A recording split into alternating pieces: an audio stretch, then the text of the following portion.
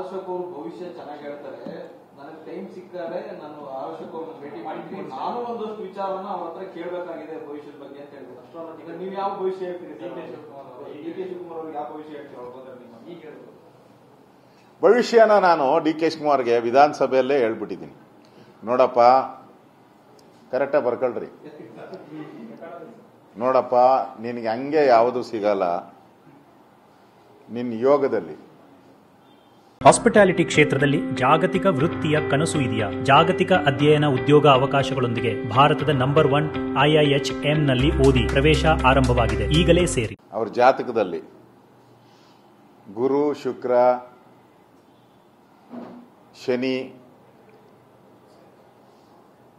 ಇವೆಲ್ಲ ಫಲನ ಹಂಗೆ ಕೊಡಲ್ಲ. ನಿನಗೆ ಒದ್ದು ಕಿತ್ಕೊಬೇಕು ನೀನು.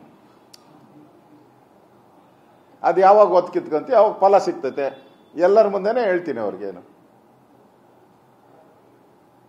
ಅದರಿಂದ ಅವ್ರಿಗೆ ಹಂಗೆ ಬರೋ ಯೋಗ ಇಲ್ಲ. ಡಿ.ಕೆ. ಶಿವಕುಮಾರ್ಗೆ ನ್ಯಾಚುರಲ್ ಯೋಗ ಇಲ್ಲ. ಸಿಸೇರಿಯನ್ ಆಗಬೇಕು.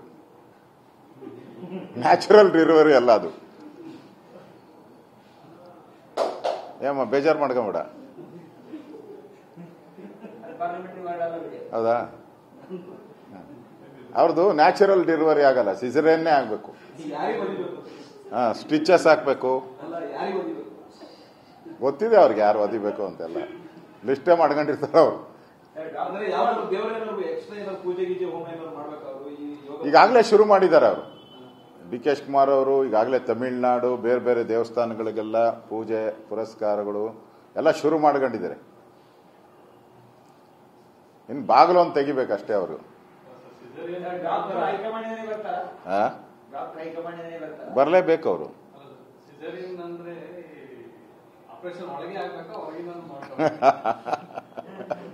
ಅದನ್ನ ಅವ್ರ ತೀರ್ಮಾನ ಮಾಡ್ಕೋಬೇಕು. ಅದು ಅವ್ರ ತೀರ್ಮಾನ. ಅದು ಒಟ್ಟಿನಲ್ಲಿ ಸಿಸೇರಿಯನ್ ಕೇಸ್, ಇದು ನಾರ್ಮಲ್ ಡೆಲಿವರಿ ಅಲ್ಲ.